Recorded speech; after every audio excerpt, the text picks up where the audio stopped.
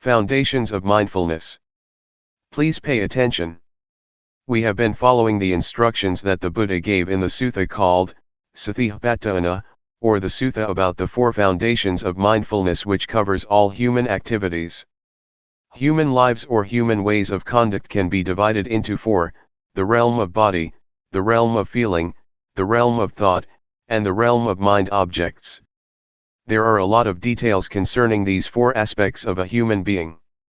Our bodies have experienced a lot of things, we have felt a lot of feelings, encountered various kinds of thoughts, and faced a lot of mind objects or mental impressions. No matter what happens to the body or to the physical form, with mindfulness we can understand the fundamental truth, or the fundamental nature that underlies the activities of the body. Mindfulness gives us insight into the nature of the body. The underlying nature, the fundamental law, that governs the physical realm is what we call the three common characteristics: impermanence, unsatisfactoriness, and no self. Feelings are also subject to the three common characteristics. Every kind of feeling, whether it results from contact with the eyes, with the ears, with the nose, with the tongue, with body, or with mind, is subject to these three common characteristics. Ultimately, feelings have no self. We cannot take them to be a self or a person. If we do not understand the reality of feelings, we will be their slave. We will try to struggle for the pleasant feelings, we will try our best to protect whatever can give us pleasant feelings. A lot of people are busy possessing objects that provide them with pleasant feelings, but they will ultimately find that they cannot keep them all the time. They are subject to change, to vanish. The Buddha always stresses that a feeling is not self, it is not the person, it is not the individual, so do not take it to be a person or self. Worldly beings who do not practice cannot understand what the Buddha said, but we will be able to understand if we practice hard enough. During the past few days we have been here, we may not have attained this insight yet, but it is within our capacity to see, to understand, and to have insight into the nature of feelings. We should understand mind or mental formations too. Thoughts, or mental impressions, are very important because if we are not aware of our thoughts they will give rise to anger, hatred, and delusion.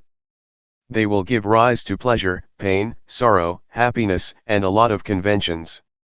Law, rules, regulations, and all sorts of things will come into play and your thoughts will proliferate without end. Thus we should learn to understand the thinking process. Can we see thoughts? Can we know the thoughts that arise in our minds?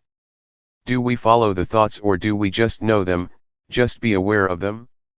Do we suffer because of thoughts or do they make us happy? Can we see how thoughts are not self? Are we able to see them as void or empty of self? If we understand and see the thoughts that arise in our minds, thoughts are no big deal. We will become their master. But if we do not know the thoughts in our minds, they will control our lives, they will be our masters. To practice mindfulness meditation, we start by cultivating awareness of our bodies. We start at this point and then we become aware of feelings. Once we are confident enough to be aware of body and feelings, we will then go to the next step of being aware of our thoughts. We cannot jump directly to awareness of our thoughts, because we need to be skillful enough or it will cause us trouble. Our mindfulness should be cultivated and it has to start from an awareness of the body and our feelings. Once our mindfulness is developed enough, we will proceed further to train ourselves to be aware of our minds. We have to know the former step thoroughly first. If we ignore the awareness of the body, and jump to the step of mental awareness, we will become easily lost in our thoughts. To handle our thoughts and mental impressions, We need to know their weak points. It is as thought we are going to handle a snake. Snakes are harmful, but the skillful person who knows their weak point can capture them without getting hurt. It is like handling an elephant. Elephants are very big and strong, much stronger than human beings, but if we know their weak point we can capture and harness them. Whatever strength it has, however powerful it is, it does not matter because we know how to handle it. The same goes for our relationship with our minds and our thoughts. We have to know the weak point of our thoughts, then we will understand and will be able to handle them. We should know what their source is and how they are conditioned. With this knowledge, thoughts will not be harmful anymore. Keep knowing your body and mind. Stay only with the knowing, and do not do other than this. Stay firmly with knowing, and knowingness will bring about a change to your mind. We need not do anything to the mind or even the thoughts, but just pay attention to our awareness, the knowingness. Luangpor Teean compared unintentional thoughts to a rat and mindfulness to a cat. For ordinary people, the rat is very big while mindfulness is very small, the cat is very small. If you want the cat to get rid of the rat, you have to feed the cat properly, so that it will grow bigger and bigger until it can catch the rat. So what is the food for the cat, or mindfulness? We have to feed mindfulness with endurance, with diligence, and with constant effort to cultivate our mindfulness. They will develop our mindfulness, and mindfulness will do its duty on its own, handling, replacing, or removing the thoughts from our minds. We do not need to do anything with the thoughts. Just allow your mindfulness to grow and mindfulness will do its job. So, try to be firm on this principle. Does it sound difficult? Now let's talk about the fourth category, mind objects. There are two kinds of mind objects. One belongs to the realm of wholesomeness, and the other, unwholesomeness. Wholesomeness will enable us to be skillful, to be wise, and to be intelligent. It keeps our minds normal, stable, and unmoved by pleasure or pain. The unwholesomeness mind object, the second kind of mind object, always brings trouble to us. It creates a lot of suffering, and it turns one's mind to hell, to be animal-like, or to be a ghost. So, this is what we should be aware of. If we understand these four aspects of reality, body, feeling, thoughts, and mind objects, we have already covered all aspects of a human being, and our study is completed. So try to be familiar with these four realms of our lives, and learn to cultivate awareness of body and mind, of thought and of mind objects. Once we finish such study, our minds will become the noble life, the life that is harmful neither to ourselves nor to other people. It is called noble. Noble means harmless. Do not become stuck in doubt, in uncertainty.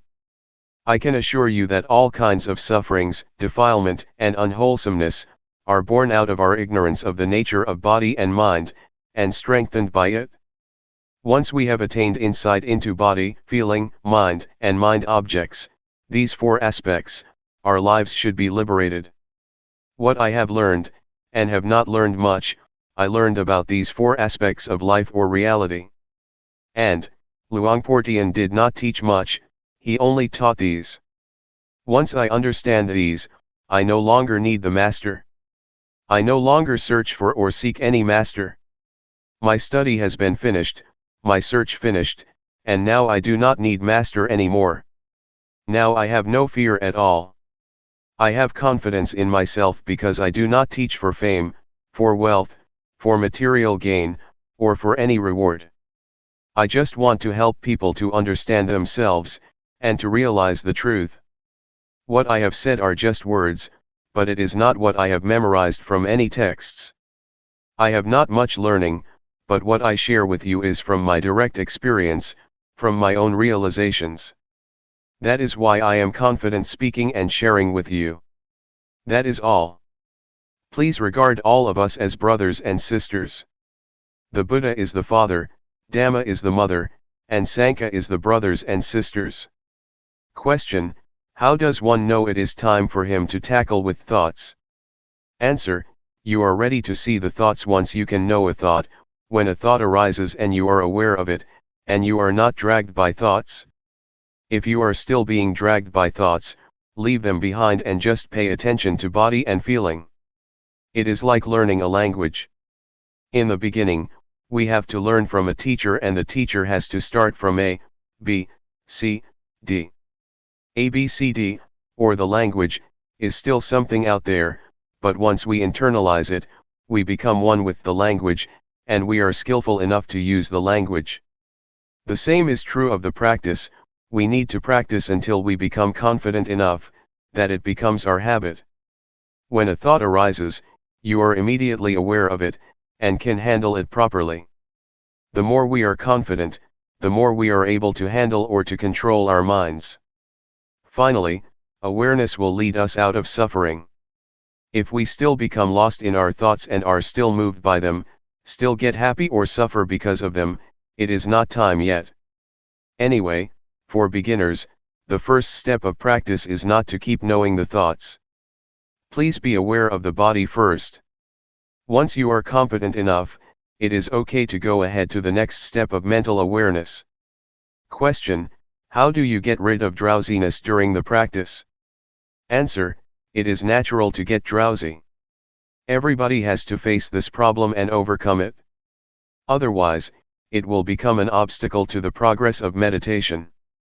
Drowsiness is caused by the laziness of your mind. We should activate it. Try to give our mind a job to do. Pay attention to external things, so that it becomes activated again, or change your posture, or feel the vibration of your body. When I started the practice, I kept a bucket of water near me. When I felt drowsy, I used the water to wake me up. When it didn't work, I just put my head into the bucket to wake myself up. Do not close your eyes. Do not yawn, close your mouth and resist yawning. Make your movements stronger, smile, refresh yourself, and feel confident and courageous. Defeat it and subdue it. There are 5 hindrances that obstruct us from making progress in our spiritual activities. The first one is drowsiness, the second is restlessness or agitation, the third is doubt, the fourth is sensual desire, and the last is ill will or hatred.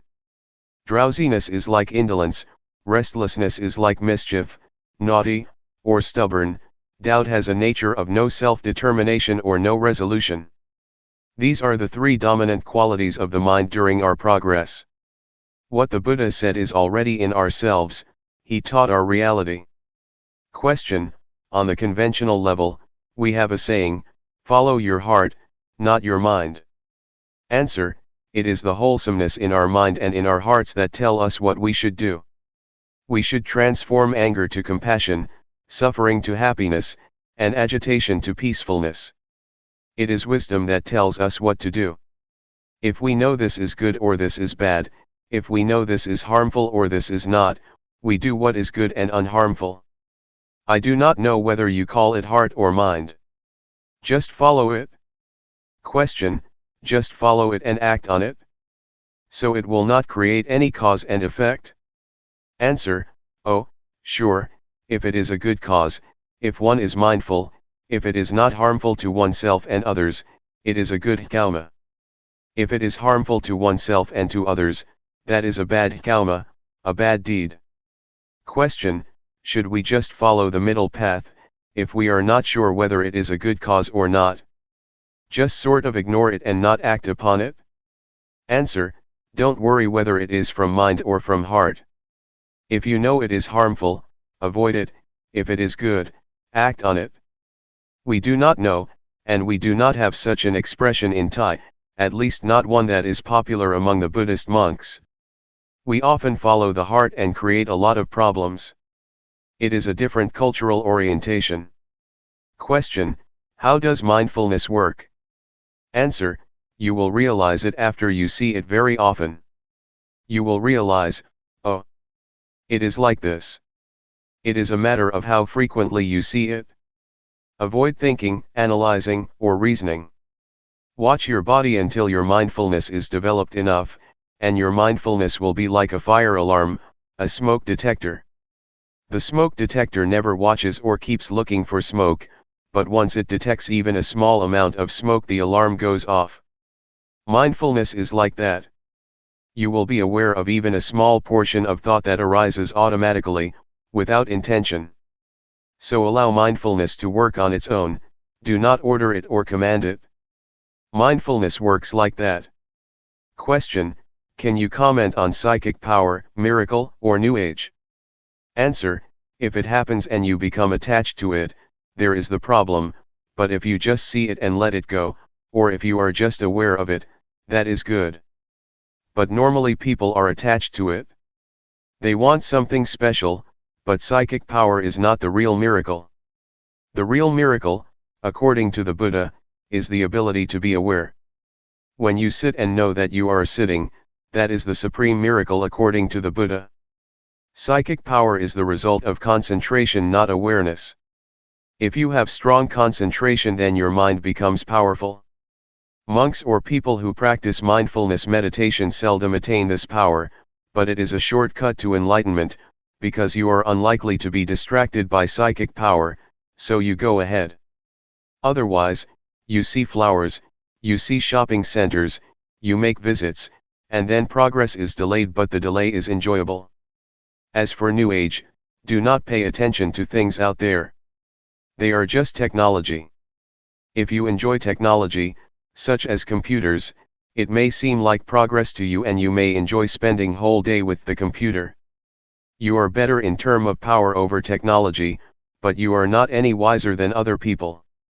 Technomania, the same mentality for those who are interested in psychic power in Buddhism, leads to suffering. June 13, 1997.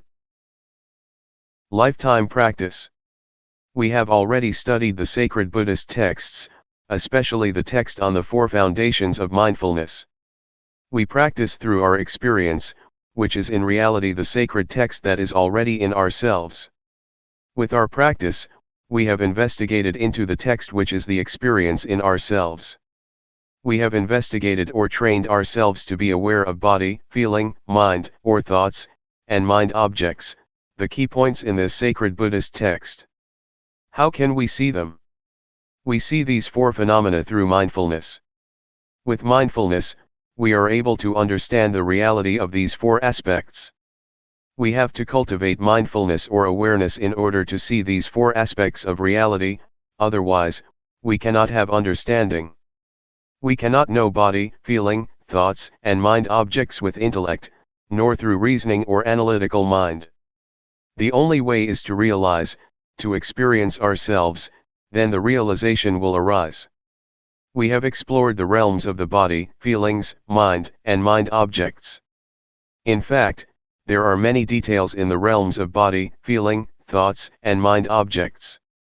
The more we practice, the more we experience the reality of these four realms, the more we are familiar with the sacred Buddhist text. Keep trying.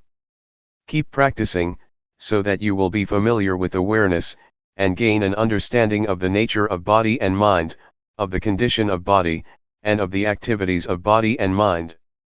You will achieve insight into body and mind, and will have a thorough understanding of body and mind. If you reach that point, you will have already finished the study of this text, this sutra, and you will be able to handle feelings properly. Feelings are everywhere, but I would like you to be stable like stones.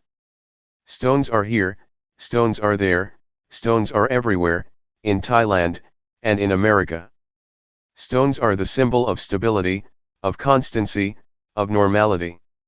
So, if you handle feelings properly, and know not to be moved by whatever feeling it may be, or whatever feeling you may experience, your mind will be normal and constant, not getting high or low because of feelings, pleasant or unpleasant.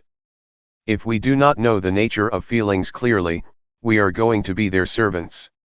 We will run after feelings, struggles for pleasant feelings and run away from unpleasant ones. Feelings, especially pleasant feelings, can lead to war. They bring a lot of consequences. Our lives will be dependent on pursuing pleasant feelings. That is why suffering arises. So, please understand feelings properly. Everyone has body and mind, and we have to stay with body and mind. We also all share the same feelings and mental impressions. They are present in all of us.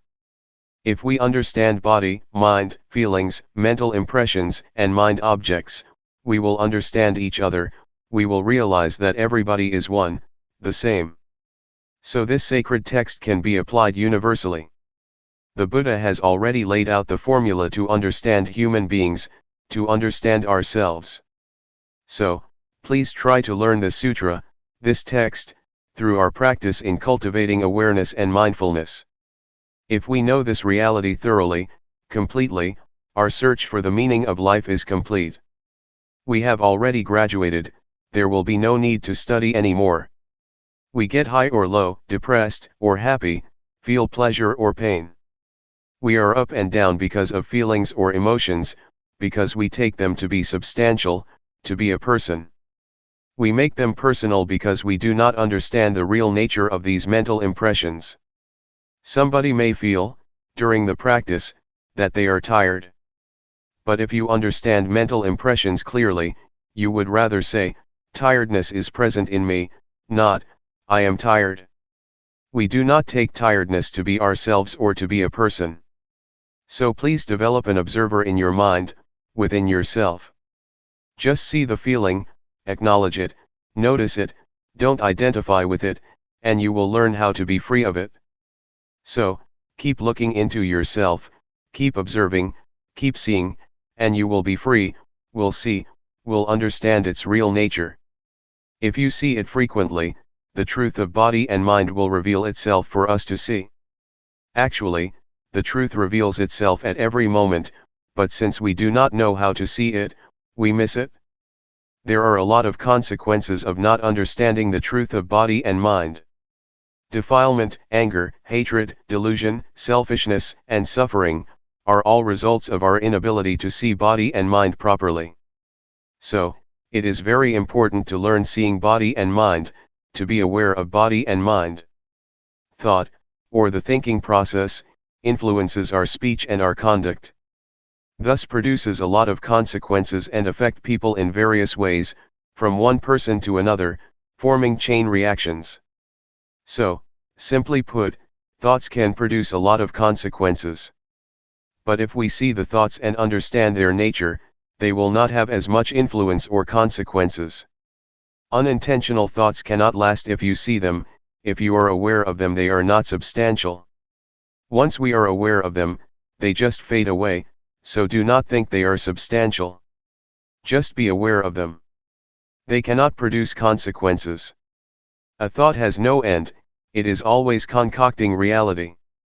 If we do not know the way of the thought it will start another one and another, without end. There is a story of a dog in a monastery. Sitting under the staircase, the dog saw a monk returning from the alms round with food. It thought the monk very lucky because he could get food easily. After finishing his breakfast, the monk gave the leftovers to the dog. The dog had the idea that being a dog is even better, it can have food easily without having to go through the village. But after a while, a monastery boy beat the dog and the dog changed its mind, I would like to be the boy because he can beat the dog, he is superior to the dog. After the boy went to sleep, a fly buzzed over him, and the boy made a fuss trying to get rid of the fly without success. So, the dog thought being a fly would be better because he could disturb the boy, and the boy would not be able to get rid of it. A while later, though, the fly flew to the dog's mouth, so the dog just stretched his tongue out and caught the fly. He finally realized that to be a dog is better because he could overcome the fly. This is the concocting mind, the power of compounded thinking without end. We change our minds all the time. In a thought itself, there is truth, the truth of the thought, the cause of suffering as well as the cause of happiness, the truth of the way, the suffering and the way out of suffering, the truth of attachment and the truth of detachment. Thought is not a self, it is subject to condition. You have to understand that thoughts are created by conditional factors. They cannot exist alone. So we have to understand the conditions that produce the thoughts. All kinds of truths about suffering and the cessation of suffering can be learned, can be known within the truth itself. Truth is not a self. It is a condition. You have to understand. The Buddha said to Sariputta, that things and existence are produced by causes. They are governed by the law of causality. If you want to extinguish this, you have to get rid of that, because that is the cause of this. This is the law of causality, the law of dependent origination. So, if thoughts are subject to this law, they have causes and sources. If we want to get rid of an undesirable thought, we need not suppress it or eliminate it, but we should trace it back to where it came from, and then deal with it. Buddha achieved victory because he knew how to deal with the cause of suffering. So, to understand the underlying cause of thoughts, we need to develop awareness. Our awareness should be totally developed, full awareness. The way that the Buddha mentioned in many sermons, including the first sermon, was formalized and laid out in the text of the Four Foundations of Mindfulness. The way that he mentioned is important. If you follow that way, you will learn how to realize the truth properly. The nature of all existence is subject to impermanence, unsatisfactoriness, and no self. If you do not understand this, you will get high in pleasant feelings, and get low in unpleasant feelings. Life cannot always be pleasant, you will sometimes suffer. Our minds are moved up and down. But if we know all objects, all feelings, and do not take them to be substantial, do not identify ourselves with them, they can neither harm us nor disturb our minds. This is what I would like to stress. The retreat is not over as long as we have breath or are alive. We need to practice as long as body and mind exist with us. As long as we still have feelings and emotions, we need to continue our practice. To give you an idea that we are not alone, anything happens to us, noise, voice, people, sight and sound, taste and smell, from surroundings, have involved our lives. We have to learn to deal with all sorts of things properly, so that we will not suffer. June 14, 1997. Buddhist meditation in a nutshell. I would like to talk about the problems of meditation. They are problems that we all share: drowsiness, pain, tiredness, and exhaustion. These problems are quite normal for the practitioner. We have all experienced the same kind of problems. The only duty we have is to be mindful in every moment and in every situation. Whether you are drowsy, tired, or feel pain, try to be mindful in that situation, meaning you are not disturbed by these problems. Do not regard them as obstacles, but take them as experiences that enrich your practice. Because skillful practitioners have to learn how to deal with various kinds of experiences.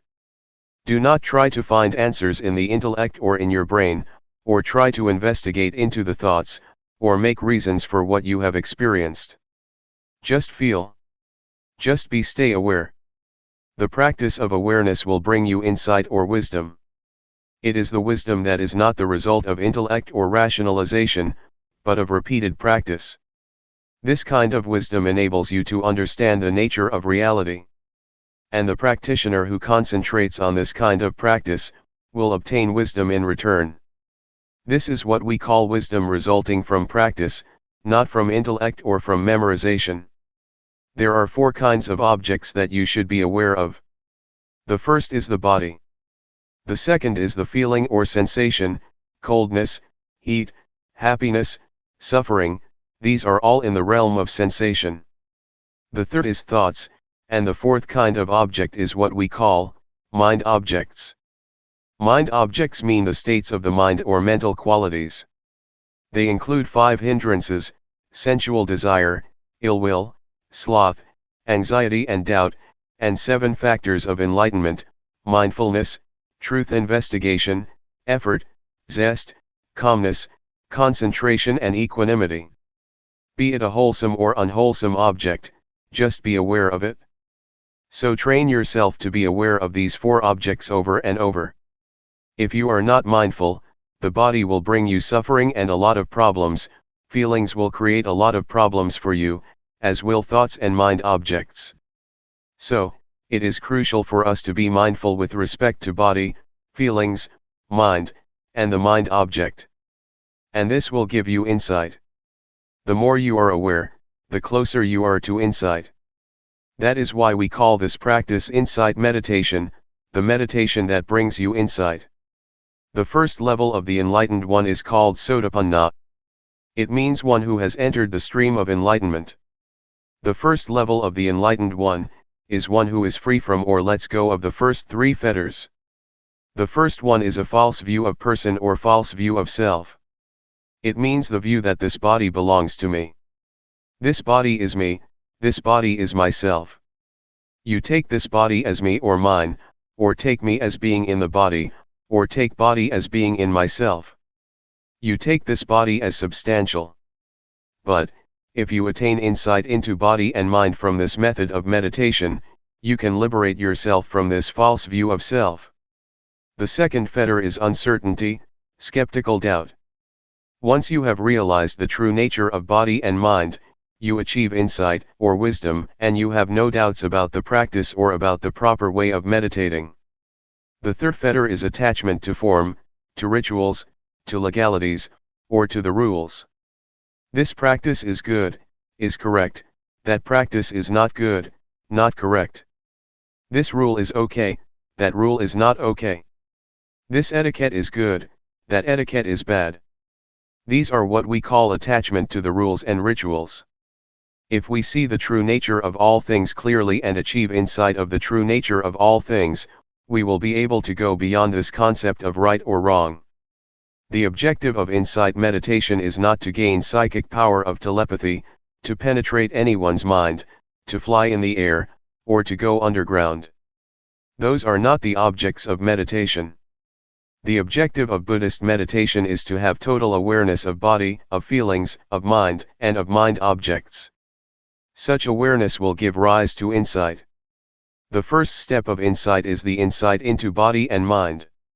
With this insight you know without doubt what body is, what mind is, what the nature of body is, what the nature of mind is, what the disease of body is, what the disease of mind is, what causes suffering to the body, what causes suffering to the mind. This is the insight into body and mind. And once you achieve this insight, your practice will go on to the next step of the practice, learning to be aware of thoughts. In the beginning, as I suggested a few days ago, you should just be aware of your body. Do not mind your thoughts. Just leave whatever thoughts arise behind.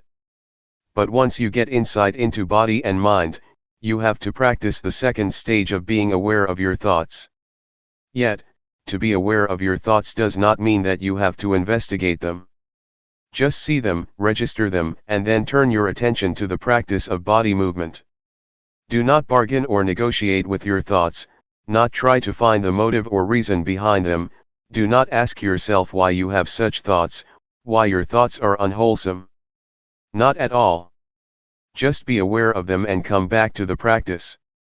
From this second step of practice, another kind of insight will take place. With this insight, you can go straight. The truth will reveal itself and you will see things clearly without using analytical thinking. You just see it and understand it. So, it is as if you go straight without interruption.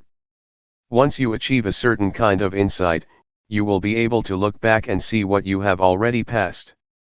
I would compare it with my walk here from the pond. I just go straight from the pond to this hall, and when I turn back I can clearly see everything that I have passed. This is the state of the mind that gets you insight. Is it difficult to understand? This practice, which develops mindfulness, is the practice that includes all kinds of training. In Buddhism we have three kinds of training. We call it threefold training: training in higher morality, training in higher concentration, training in higher wisdom. With this practice you will go through the threefold training because with mindfulness you observe morality, mindfulness also gives rise to concentration, and later wisdom arises from the practice.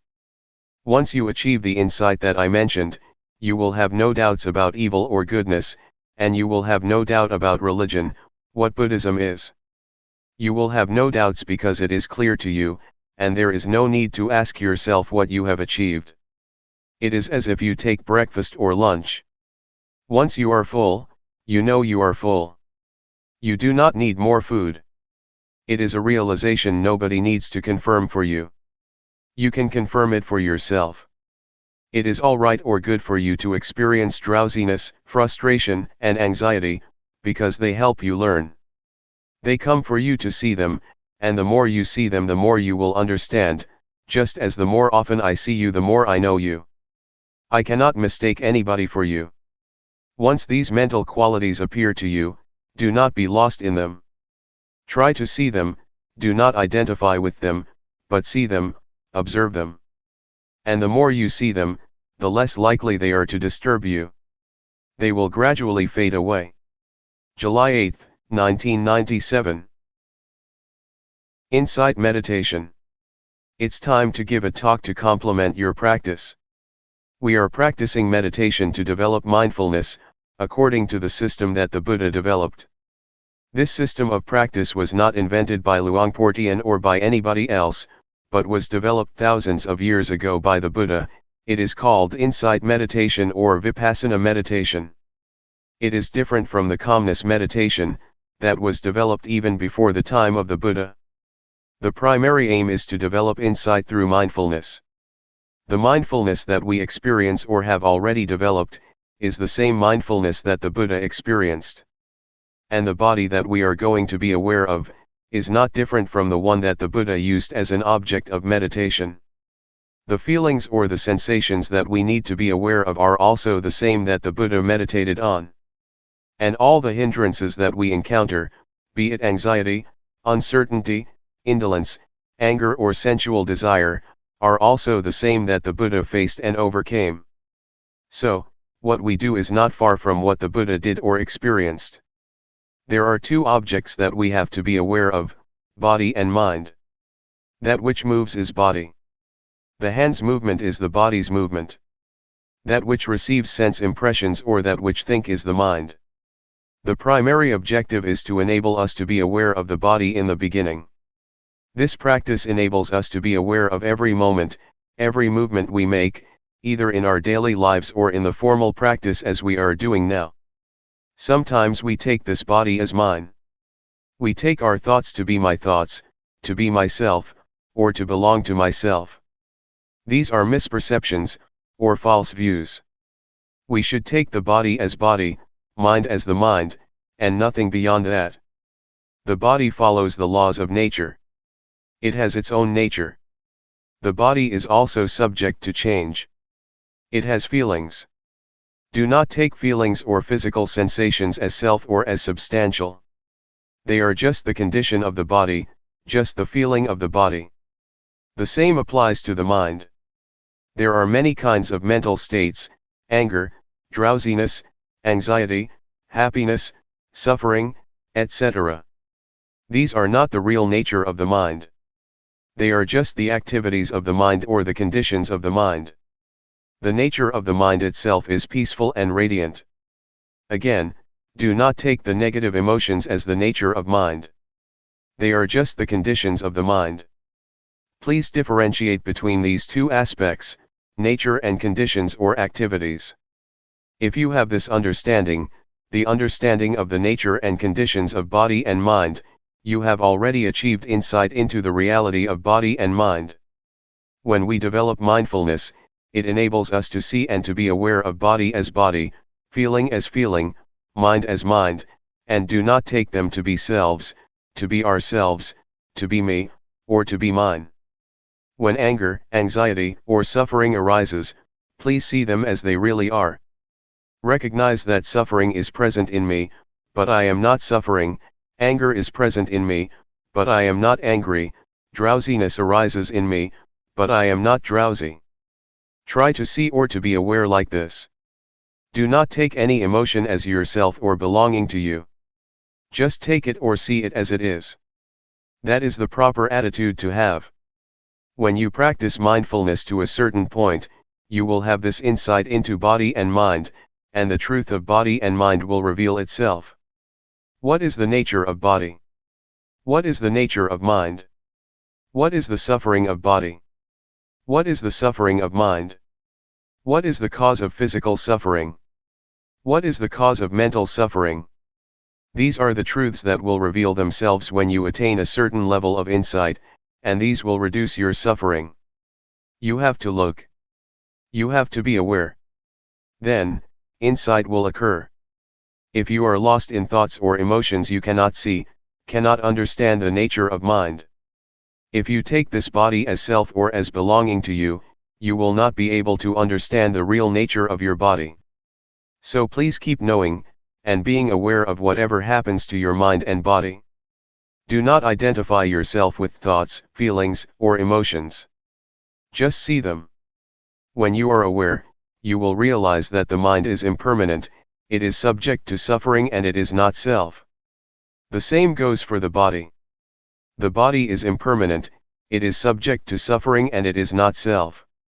These are the insights, the results of awareness. Can you understand? The noise disturbs us, but sound is just sound. Do not bother with it. Don't be disturbed by noise. Just accept it. That's the way it is. Do not let it have an effect on you. The state of awareness is very important. It is the path.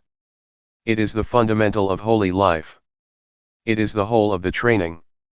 In Buddhism we have three aspects of training, or threefold training: training in higher morality, sila; training in higher concentration, samadhi; training in higher wisdom, panya. If you practice mindfulness, you have already undergone this threefold training.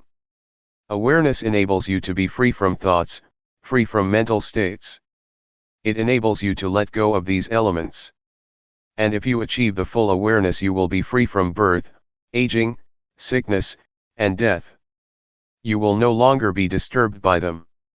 Mindfulness is the instrument to get rid of attachment, to let go of attachment, attachment to body or form, attachment to feelings, attachment to perceptions, attachment to mental volition, or attachment to consciousness. These 5 kinds of attachment, or attachment of 5 aggregates, will be dissolved by the power of awareness. The Buddha once said that attachment to the 5 aggregates, form, feeling, perception, mental volition, and consciousness, is suffering. It is the cause of suffering. So if you are able to let go of the attachment to the 5 aggregates, suffering cannot exist. That's why the Buddha calls it the supreme victory, the victory of letting go of these attachments. For this to be possible, you need to have full awareness, total mindfulness, which will enable you to see the way things really are, and to understand the nature and the conditions of things. The nature of things is impermanent, unsatisfactory, and no self. The conditions of things are subject to change. Pleasant, unpleasant, agreeable, disagreeable, content or discontent, these are the conditions of things that keep changing. They are not reality. What I told you is the truth, the Dhamma, it is not a fiction or an invention. And this state of insight is not beyond your reach. It is in your capacity to attain the truth, to realize the truth. Keep practicing. Develop awareness as much as possible. Do not waste your time on thoughts or on the thinking process. Just practice. Do not dwell on your thoughts. That's all for today. July 9, 1997. A handful of Buddhism. We are learning to practice meditation. The purpose of meditation is to develop awareness and mindfulness. The more we exercise awareness, the more we develop it. It will become present in our bodies, and our minds will become familiar with our bodies because of mindfulness. Try to make your mind familiar with your body, so that it will be with your body. People are differentiated by their actions, karma. Karma is the determining factor that differentiates all of us. If we practice mindfulness, it is the action that can determine our lives and have an effect on us. Keep practicing mindfulness. If we practice enough and properly, it already includes the training in higher morality, the training in higher concentration, and the training in higher wisdom, or what we call, the threefold training. There are many things that keep us from being aware, and keep us from knowing. There are sensations, or feelings. If we are caught up in feelings, our mind is turned from ourselves or from the body, and we do not experience awareness. Unintentional thoughts also keep us from being aware. Be they good thoughts or bad thoughts, if we are distracted by them, awareness disappears and we cannot create the desirable karma of practicing awareness. So try to turn your mind away from those feelings and thoughts. Do not become distracted or disturbed by them. If you become aware and keep knowing your body, you will realize later that the unintentional thoughts are like the garbage. They are undesirable and we are no longer tempted by them as before. We do not refuse or reject feelings or thoughts, but we are not to be caught up in any of them. Mindfulness enables us to be aware of these feelings and thoughts, and mindfulness enables us to bring the mind back to the body's movement. We keep knowing, keep being aware, and keep returning our attention to our bodies, rather than being lost in our feelings, emotions, or thoughts. These will give rise to insight. We will see clearly that the unintentional thoughts are garbage that cannot trick us anymore. Formerly we may have enjoyed thinking the thoughts, falling into them, getting caught up in them. But once we see them as garbage, we feel ashamed of ourselves, and we no longer want to bother with them. This is the insight that you can achieve from thoughts themselves. They give you this lesson. When thoughts arise, just be aware of them. And I myself, as I told you yesterday, have been caught up in thoughts for many years, never aware of how they determined my life. But one day I was suddenly aware, I suddenly understood. I suddenly bumped into a thought, saw it face to face, and finally overcame it. My thoughts could not tempt me or trick me anymore. This was the decisive victory. Before that, I was the slave of my thoughts which concocted greed, hatred, and delusion. With thoughts, greed, hatred, and delusion arise. A lot of thoughts become the consequence of those defilements. Once I understood and saw the thought clearly, I became its master. The thoughts cannot be my master anymore. This is the insight, the result of accumulated awareness. The four categories, body, feelings, mind or thoughts, and mind objects, keep coming into our lives. We experience all of them. During practice, they keep coming, keep arising, and keep disturbing our minds. We do not know how to deal with them because we do not have enough mindfulness. But if our mindfulness is strong enough, they just come for us to learn and see their nature clearly, to see that they are temporary states of mind. There are two kinds of nature, the nature of body and mind, and the conditional state of body and mind. These are the two aspects of body and mind that we can realize, that we can understand. Later we can see where thoughts come from. Where are they? What is their source or origin? What is their stronghold? We can know it all. We will also be able to know the three characteristics, impermanence, unsatisfactoriness, and no self. We will know what they are, and we see everything in terms of them. This insight is possible because of the mindfulness that we keep developing. Everything that we experience can be put into two realms, body and mind. It is all related to these two realms, body and mind, and no more than that. When we are aware of the body and mind, we can see the two aspects that I mentioned earlier, the true nature of body and mind, and the conditional or the temporary state of body and mind. For example, feelings, whatever they are, heat or cold, pleasure or pain, happiness or suffering, these are not the true nature of body and mind. They are just the temporary states or conditions that keep changing. This reality or insight will reveal itself. These are the insights that keep coming to the mind. Be attentive to your practice. Do not bother with the practice of other people, looking to see how they practice, or how long they practice, or how well they practice. Don't worry about whether you yourself are practicing rightly or wrongly. Just keep knowing. Just maintain awareness. Just stay mindful. All your problems will be solved on their own. After you have progressed to a certain extent, you will find that many problems just disappear on their own, like drowsiness or scattered thoughts, etc. Mindfulness is the only fundamental of the practice. Just stay firm with mindfulness or awareness. There is no more than that. With mindfulness, the factors in codependent origination can come to their end. When you have contact with the world and have feelings, they will not produce defilement or any consequences. They just stop there if you have mindfulness. But if you do not have mindfulness, they will produce other factors. So just let the progress of codependent origination stop at the stage of feeling, and there will be nothing more. Once insight into body and mind arises, delusions appear, and the truth will reveal itself. After you have insight into body and mind, another insight will result, the understanding of conventional reality and the ultimate truth. With that, greed, hatred and delusion are reduced. You achieve insight into the three common characteristics of impermanence, unsatisfactoriness, and no self. Again, this will reduce greed, hatred, and delusion dramatically. These are the results of the practice. They are the insights that will occur on their own. That's why I always say that the practice of mindfulness is the perfect formula of meditation. It is perfect in every step, every stage of the practice. There is no more than that. All virtues, all teachings are included in the practice of mindfulness.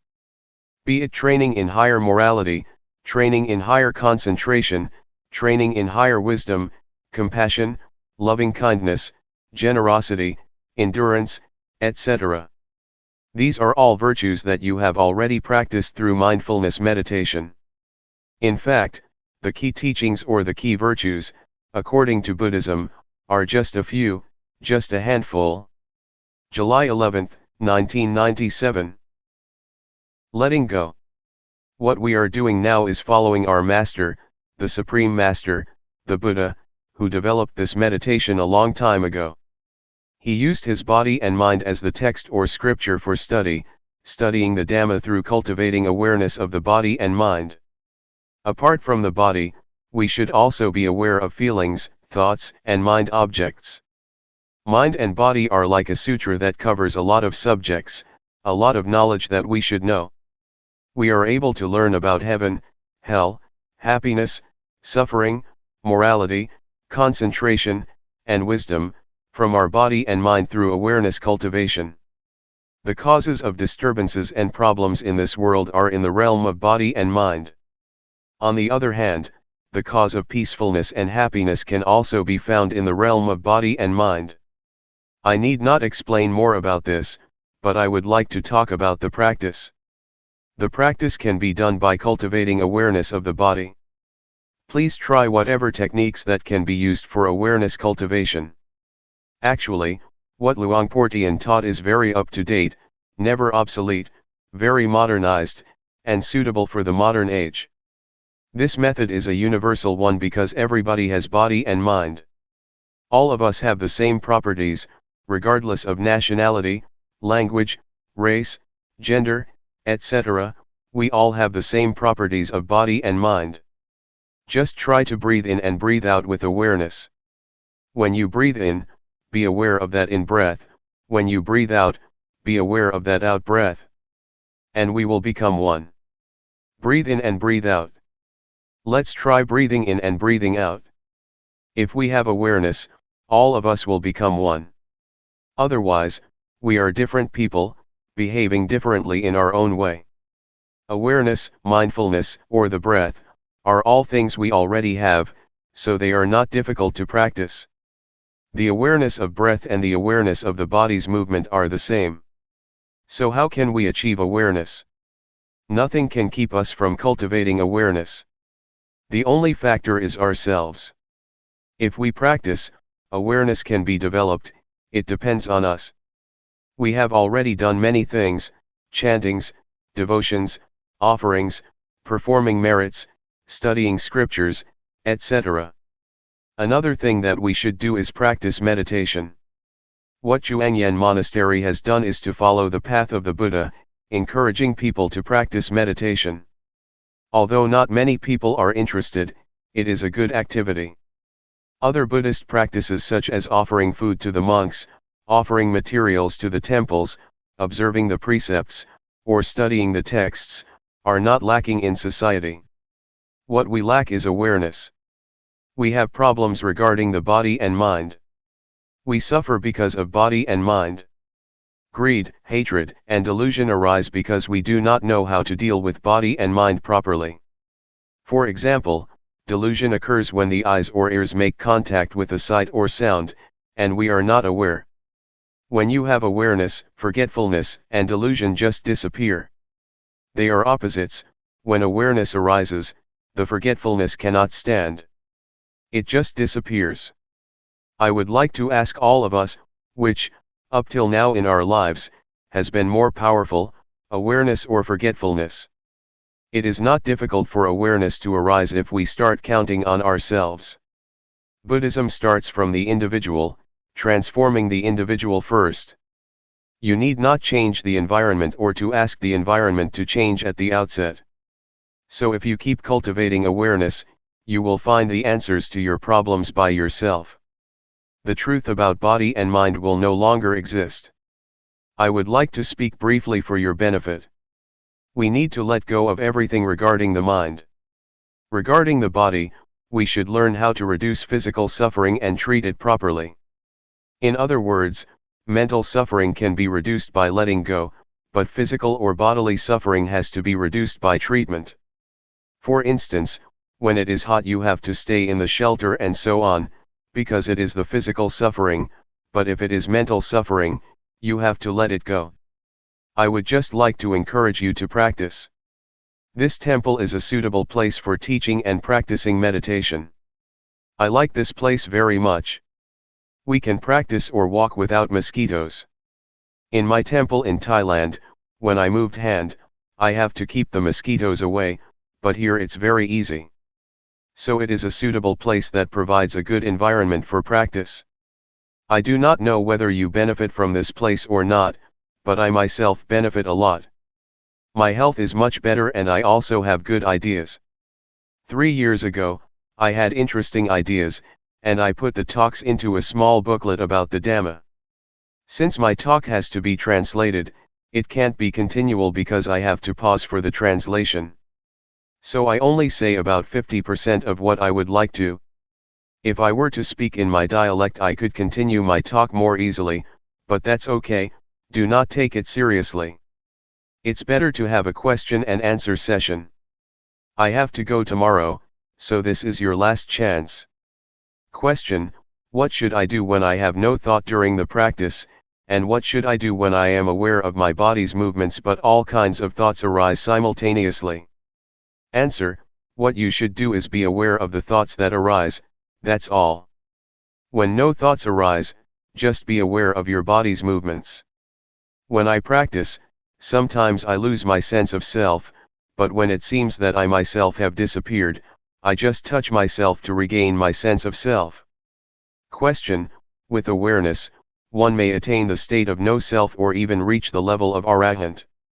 Is the eradication of the 10 fetters that an arahant should achieve, before he reaches enlightenment also possible through awareness? Answer: awareness gives rise to higher morality, higher concentration, and higher wisdom. So, the threefold training is already incorporated in the act of awareness. It depends on how much awareness we have. If the awareness is strong, it can get rid of the fetters one by one. So it depends on how strong the awareness is. The more powerful it is, the more likely it is that it can overcome or dissolve the fetters. Question: how do we enhance the changing conditions of our bodies and minds with awareness during our practice? For instance, what do we do if the mind becomes neutral?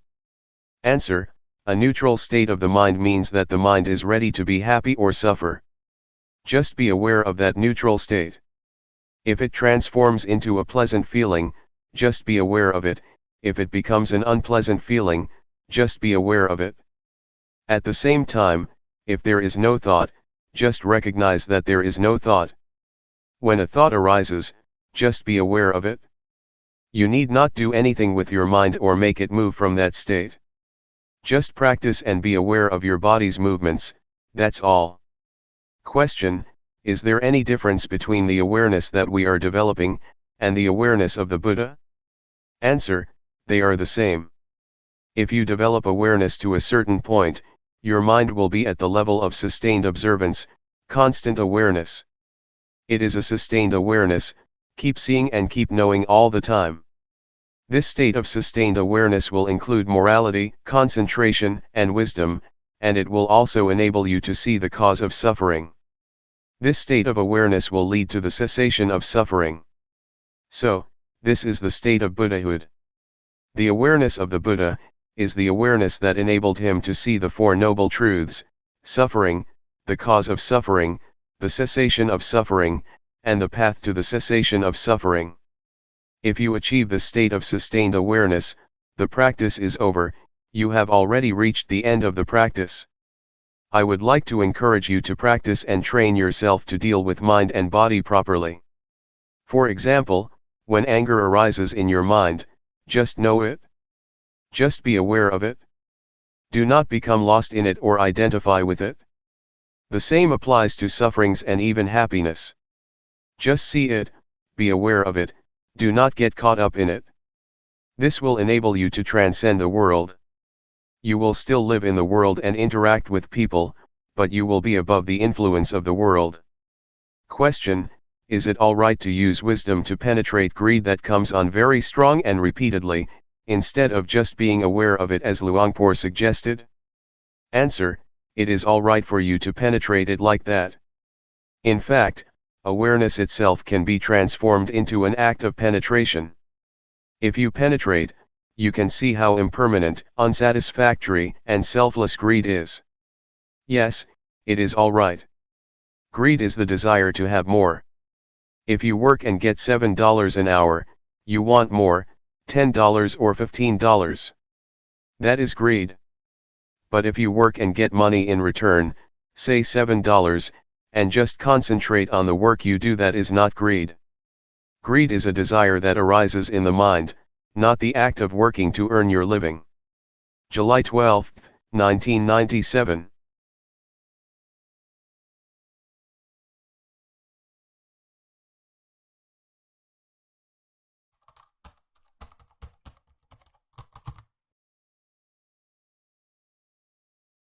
May all beings be at ease.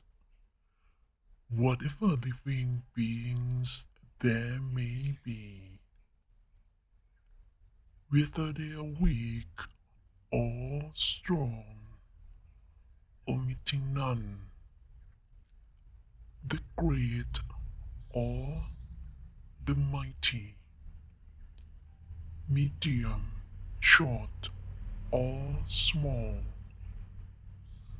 the seen and the unseen, those living near and far away, those born and to be born.